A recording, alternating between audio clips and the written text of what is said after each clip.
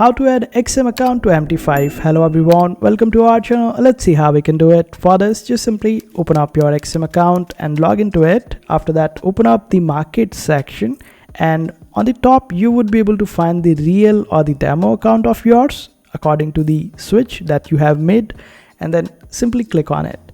After that, click on this option of manage. You can do this for the real account as well, and here you would get this option of MetaTrader login details. Simply select this option and you would get all the details that are required in order to connect your XM to MT5. Now use these details on MetaTrader 5, and over there in the server section, simply paste this server and select it. And for the login ID, use MT-ID, and for your password, simply use your password, and this way you would be able to add XM to MT5, and this is how you do it.